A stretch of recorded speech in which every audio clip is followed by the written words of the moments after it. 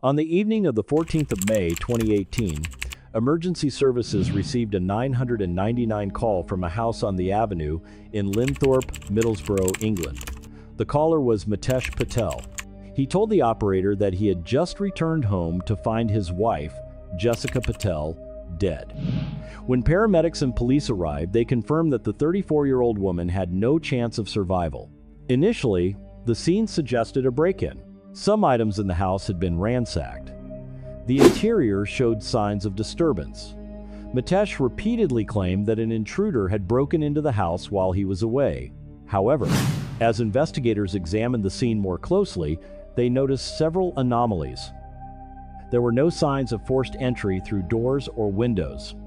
The house's CCTV system was disconnected at a crucial time, and the way the rooms were ransacked didn't quite match what's typically seen in burglaries. At the time, the initial investigation focused on the possibility of murder occurring during the break-in. But just days later, pieces of the crime scene began to tell a completely different story. If it really was the work of an intruder, then why did almost all the clues point back to the husband? But that was just the beginning.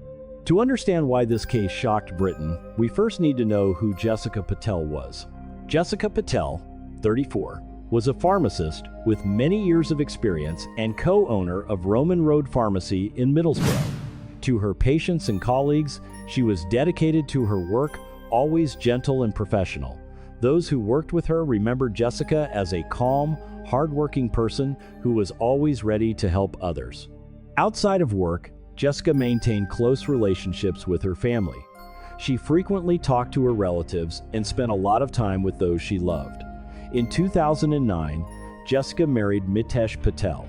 They ran the pharmacy together and built a life in Middlesbrough. From the outside, they appeared as a successful couple with stable jobs and a bright future. But like many other couples, Jessica had one thing she always longed for, that was to become a mother. The couple had undergone IVF treatment in the hope of having children. Jessica still believed that her future lay in continuing to develop her business, nurturing her marriage, and building a complete family. There was no sign that she was preparing for the final days of her life. In Jessica's mind, there were still plans yet to be realized. But behind the doors of the house she called home, a completely different plan was quietly being prepared. No one knew that, within that very house, another plan was silently taking shape. Beside Jessica was her husband, Mitesh Patel, 37. Like his wife, Mitesh was also a pharmacist and co-owner of the family pharmacy. He was well-trained, had a stable job, and was often described by acquaintances as polite, calm, and professional. In the eyes of many, the couple was a model of a successful family. They ran their business together, had a stable financial life, and seemed to be working towards future plans. There were no public arguments. There were no signs that their marriage was on the verge of collapse. At least, that's what people saw from the outside. But behind the image of a devoted husband and a seemingly stable life, Mitesh was hiding a secret that even those closest to him were unaware of. For years, he had maintained a romantic relationship with a man living in Australia. According to what was later presented in court, Mitesh didn't just see it as an extramarital affair. He was also planning a completely new life with this woman. A life without Jessica. And from that moment on, the gap between what Mitesh presented to the outside world and what was actually happening grew wider. But no one knew that, behind the facade of a successful husband, a plan to end the marriage had begun to take shape. From the outside, Jessica and Mitesh's lives seemed normal. But as investigators began piecing together the information after the case, they realized the marriage had shown signs of strain beforehand. The first sign was the growing distance between the couple. Although they still ran their business together and lived under the same roof, their relationship was no longer the same as it had been in the early years of their marriage. The bond that had brought them together had gradually faded, though this was almost imperceptible to outsiders. The second sign lay in the secret Mitesh had kept for years. While maintaining his marriage to Jessica, he simultaneously had a romantic relationship with a man living in Australia. This wasn't a spur-of-the-moment decision, but a long-term relationship that had become an integral part of his future plans. The next sign was the contrasting expectations of the two. Jessica still believed the marriage could be saved. She continued IVF treatment with her husband, hoping to build a family and welcome a child. Meanwhile, as later revealed in court, Mitesh had turned his thoughts towards a different life. They still lived in the same house, but seemed to no longer share the same vision for the future. This difference created a distance that no one outside could see. By May 2018, one was still trying to rebuild the marriage. The other was preparing for a completely different path. But these signs still didn't indicate what would happen on the evening of the 14th of May 2018. At this stage, the investigation was no longer focused solely on what happened in the house on the avenue. Investigators began questioning the motive. According to the prosecution's argument at a later trial, Mitesh Patel no longer considered his marriage to Jessica as his future. Instead, he wanted to leave the United Kingdom to start a new life in Australia with the man he had been in a relationship with for many years. In that context, ending the marriage became a step Mitesh was believed to have considered. However, according to the prosecution, his choice was not divorce. Prosecutors also pointed out that Jessica had multiple life insurance policies, and the related financial benefits were considered part of the motive they presented to the jury. Simultaneously, a search of Mitesh's electronic devices uncovered a large amount of internet search history. According to the prosecution, this information suggests that this was not a spontaneous act, but rather reflected prior preparation. Based on the digital data, marital status, and financial details, the prosecution argued that the plan went beyond mere thought. In their presentation of the case to the court, this was the point at which the alleged intent had translated into concrete action. But to prove that argument, investigators needed more than a hypothesis. They needed the remaining evidence at the scene. On the evening of the 14th of May 2018, Jessica was at her home on the avenue with her husband. Shortly afterward, she was murdered in what she considered her home. According to evidence presented in court, after Jessica's death, Mitesh did not immediately call emergency services. Instead, the scene inside the house was altered. The furniture was rearranged to create the impression that a stranger had broken in. The home's CCTV system was disconnected. These details appear to have been orchestrated to divert attention from the only person who was with Jessica that evening.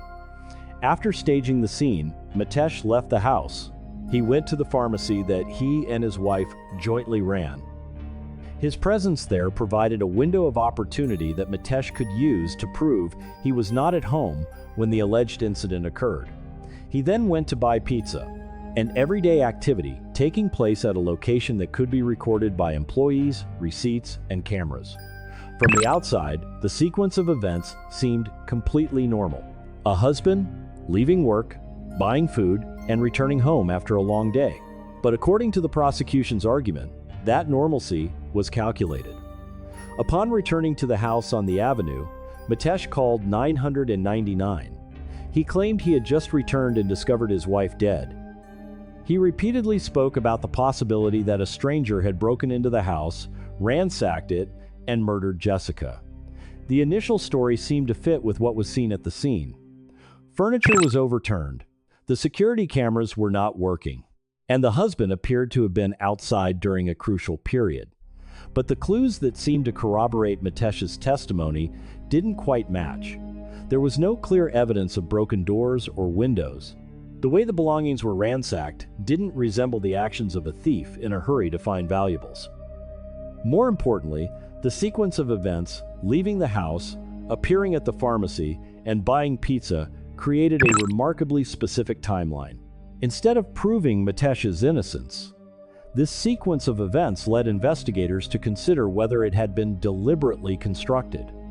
Every seemingly ordinary detail began to take on a different meaning. The pharmacy was no longer just a workplace. The pizza was no longer just a meal. And the 999 call was no longer simply the reaction of a husband who had just discovered a tragedy. But what was calculated to create an alibi was precisely what shifted the direction of the investigation. After Jessica's death, as evidenced in court, Mitesh Patel began staging the scene to make his wife's death appear to be the result of a burglary. The house was ransacked in several areas. The purpose of this disturbance, according to the prosecution, was to create the impression that the perpetrator was searching for valuables before fleeing. The home's CCTV system was also disconnected. This meant that the most crucial period of the crime was not recorded, further supporting the narrative that an intruder may have entered undetected. Investigators later determined that Jessica's phone had been removed from the house after her death. According to the prosecution, data from this device was used to create a fabricated travel history, making the timing and sequence of events of the crime more difficult to determine. When all preparations were complete, Mitesh called the emergency number 999. Playing the role of a husband who had just returned home, he reported that he had found his wife dead and repeatedly asserted to the police that an intruder had broken into the house. At first, his testimony seemed to match the scene: a house ransacked. The security cameras were malfunctioning, a husband appearing distraught upon discovering the tragedy. But the more investigators compared his testimony with the physical evidence and digital data, the more inconsistencies they found. The entire initial story seemed to be constructed to divert attention from the only person present with Jessica that night. But these carefully orchestrated details became the most crucial clues for investigators to uncover the truth. When investigators began comparing Mitesh Patel's testimony with the collected evidence, they quickly realized that many details didn't fit the story of a break-in. The first finding came from the scene itself. There were no signs that anyone had broken down doors or pried open windows to enter the house. This made the hypothesis of an intruder increasingly difficult to explain. Next came the CCTV system. Experts determined that the home's cameras weren't malfunctioning due to a technical issue, but had been deliberately disconnected. If the goal was to conceal what happened inside the house, this was a particularly important detail. Meanwhile, security cameras in the surrounding area also didn't record any suspicious individuals entering or leaving the house during the time Jessica was believed to have died. As the investigation shifted to analyzing digital data, new findings continued to emerge. Data on the electronic devices revealed numerous unusual activities inconsistent with Mitesh's initial testimony. Most notably, his internet search history. According to what was presented to the jury, investigators discovered content related to murder, strangulation, insulin, and life insurance policies. For the prosecution, these searches reflected preparation before the crime occurred. In addition, police obtained text messages between Mitesh and Amit Patel. The exchange showed Mitesh repeatedly discussing his plans to leave the UK to start a new life in Australia. This also aligns with the motive presented by the prosecution in court. Individual findings, taken separately, may not be sufficient to draw any conclusions, but when pieced together, they all lead in the same direction. And each new piece of evidence that emerged made Mitesh's initial explanation even harder to believe. Then, the forensic conclusion completed the missing piece of the entire case. The suspicions that arose at the scene needed to be verified with scientific evidence, and the forensic results gradually refuted the story of an intruder. The first set of evidence came from the autopsy. Experts determined that Jessica died from strangulation. This conclusion indicated a direct attack requiring the perpetrator to be very close to the victim. But the identity of the perpetrator only gradually became clear when samples from Jessica's body were analyzed. Under her fingernails, experts found Mitesh's DNA. This is a location where traces can often be left when a victim tries to defend themselves or fight off an attacker. At the same time, police noticed scratches on Mitesh's neck. When the two findings were placed side by side, the prosecution argued that they were consistent with a struggle between Jessica and her husband in her final moments. Those clues were difficult to reconcile with the testimony that Mitesh was not present when the crime occurred. However, the investigation also had another set of evidence not found on the victim's body or at the crime scene. It was in the data recorded by electronic devices. Investigators analyzed information from Jessica's phone and the Apple Health app. The data showed that her device continued to record footsteps after the time experts determined Jessica had died. A deceased person could not have made those movements on their own. This suggests that her phone had been taken out of the house by someone else. Movement data on Mitesh's device was also compared with the testimony he provided to the police. But what the phone recorded didn't entirely match the journey he described. The footsteps, the travel time, and the activity of the devices began to form an independent timeline. Unlike a witness, digital data doesn't show the face of the person holding the phone, but it can record the moment the device was lifted, carried, and moved through various locations. And in this case, those invisible traces show that Jessica's phone was used after she was no longer able to use it. The three sets of evidence now link together. The cause of death determined Jessica was strangulation. DNA under her fingernails and scratches on Mitesh's neck showed signs of a struggle. Apple Health data and information from the phone showed the devices were moved in a way inconsistent with initial testimony. Each set of evidence answers a different question. How did Jessica die? Who did she resist? And what happened to her phone afterward? When pieced together, they leave little room for the hypothesis of a mysterious intruder. What Mitesh tried to conceal with a fabricated crime scene has now been reconstructed using DNA, physical evidence, and data from devices he couldn't silence. At this point in the investigation, the investigators were no longer considering each piece of evidence in isolation. They began to piece it all together on a timeline. And in doing so, Mitesh Patel's testimony no longer aligned with the objective evidence. The story of an intruder gradually lost its basis. There were no signs of forced entry. There were no images of a stranger on the area's cameras. The crime scene was determined to have been staged. The CCTV system was deliberately disconnected. Mitesh's DNA appeared under Jessica's fingernails. The scratches on his neck were consistent with the victim resisting. Data from Apple Health and her phone showed that Jessica's device continued to move after she had died. When all these pieces were put together, the investigators came to the same conclusion. The person who caused Jessica's death was not a stranger. It must have been the person who was in the house on the night of the crime. And all the evidence pointed to Mitesh Patel. What had been constructed to mislead the investigation now became the connecting link in the entire case. The plan to create a false crime scene could no longer conceal the truth. On the contrary, those very attempts at concealment left behind more clues that needed explaining. Based on the physical evidence, forensic data, and digital data collected, the police arrested Mitesh Patel. He was subsequently prosecuted for murder. This is the point where the entire cover-up began to crumble. But the final question remains. Will the evidence be sufficient to convince the jury to deliver a guilty verdict? The case was heard at Teesside Crown Court. Before the jury, the Crown presented a system of evidence compiled from various sources. First, the forensic findings. Jessica Patel died from strangulation. Mitesh's DNA was found under her fingernails, while scratches on his neck were consistent with Jessica resisting. Next were phone and Apple Health data. The devices recorded movements, inconsistent with Mitesh's testimony. Jessica's phone continued to record footsteps after her death, suggesting the device had been removed by someone else. The jury also heard about the disconnected CCTV system and images from cameras in the area. There was no evidence that a stranger had broken into the house during the crucial period. Mitesh's internet search history was also presented to the court.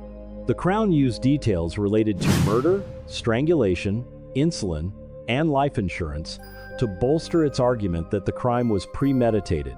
The prosecution also presented information about Mitesh's financial motives and his relationship with Amit Patel in Australia. According to the Crown, Mitesh wanted to leave the marriage, start a new life, and benefit from Jessica's life insurance policy. Based on this evidence, the Crown argued that this was not a spontaneous act. It was a premeditated murder, then concealed with a fabricated crime scene and a story about an intruder. The defense denied the charges. The defense continued to argue that a stranger could have entered the house, murdered Jessica, and then left the scene. But the jury must consider whether that hypothesis can explain everything that has been presented. There were no signs of forced entry. No suspicious individuals were seen on CCTV. Mitesh's DNA was found under Jessica's fingernails. Digital data contradicted his testimony, and numerous actions following Jessica's death indicated the crime scene had been deliberately altered. After considering the evidence, the jury concluded Mitesh Patel was guilty of murder. The court sentenced him to life imprisonment. Mitesh must serve a minimum of 30 years before he can be considered for conditional release. A plan devised to deceive the police ultimately failed in the face of the very evidence it left behind. But after the verdict, what remains is not only the punishment for the perpetrator, but also an irreplaceable void in Jessica Patel's family. After the trial concluded, the case was legally closed. But for Jessica Patel's family, the loss could not end with a verdict. They lost a daughter, a sister, and a loved one who was present in the most familiar parts of their family life. Before her name appeared in the news and court records, Jessica was a dedicated pharmacist, a respected colleague, and a woman looking towards the future. Those who worked with her remember Jessica for her hard work, her caring nature, and the way she treated those around her. That is why the most important thing when looking back at this case is not to remember how the perpetrator tried to conceal the crime, but to remember the person whose future was taken away. In terms of investigation, the Jessica Patel case became a clear example of the increasingly important role of digital evidence. Data from phones, internet search history, CCTV system, and footsteps automatically recorded by Apple Health. Each individual piece of data may be just a small detail, but when placed correctly on the timeline, they can refute testimony, reconstruct the journey, and change the entire course of the investigation. In this case, the very devices used to create the alibi ultimately helped police prove that the story was untrue. A life sentence, with a minimum term of 30 years, is the execution of justice for the act that took Jessica's life. But justice doesn't mean things can go back to how they were. No verdict can bring Jessica back to her family. No sentence can replace the years she should have lived. After all the evidence, the courtroom arguments, and the verdict, what remains is the void Jessica left behind.